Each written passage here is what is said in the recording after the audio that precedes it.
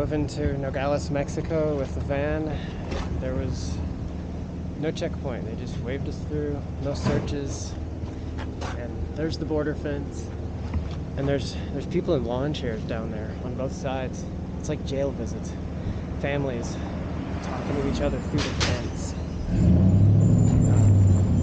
We haven't been able to get the permits that we need, but we're allowed to go deeper into Mexico before we need them. So we're gonna go down there and go to another city and get them.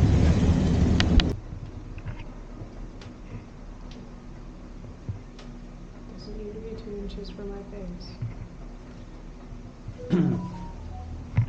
Well, we drove about an hour into Mexico, but I think we have to go back like 30 miles to a checkpoint to get our card, our visa, and our van permission, the import tax thing. So we stayed in this little hotel overnight, and now hopefully we start driving today.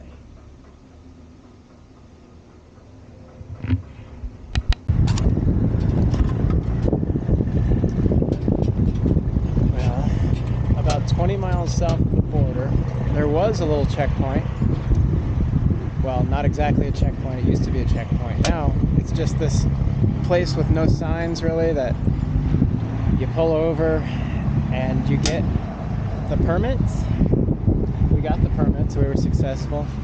The visa for our passports, which allowed us to get the passport for the car, which you put down a $400 deposit on a credit card or cash. We used a credit card. And now we're going down Highway 15 for 3 days or something. Traveling around Mexico, I always was curious about these little auto hotels, and they have a private parking space for your car. But this one was kind of a weird one. I didn't realize it was kind of like a fling hotel. There's a porn channel among the few staticky channels, and you can order drinks, and they put them in this thing from the outside of the building. You put your money in here, and you get a drink back. There's a lot of mirrors, a large bed, and kind of decorations, like cheap. It's dirty. There's dead roaches like in the corners. Yeah, but that was the experience. And it's rented in 6-hour blocks, so we got 12 hours, and it's 5 a.m. And that's Sarah Handyside.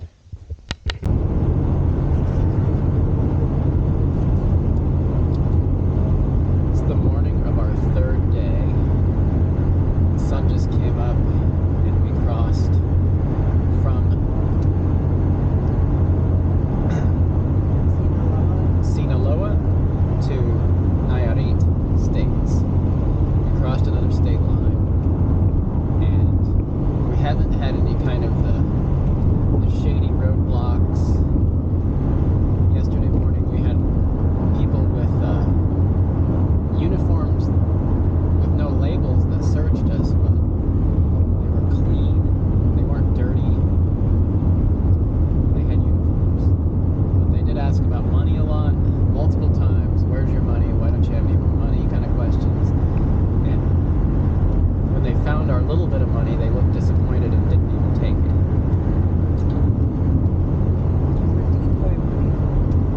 They found the decoy money. It's important to leave decoy money in hiding spaces that look like hiding spaces, but they're obvious. That way they think they found your hiding spaces, but they really didn't.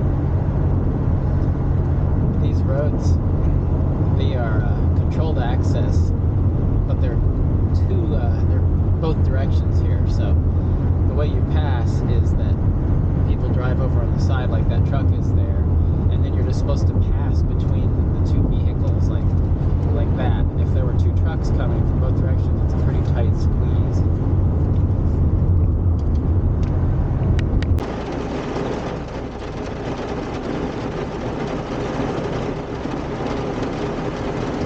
35 minutes from San Miguel de Allende and stopped by a hailstorm.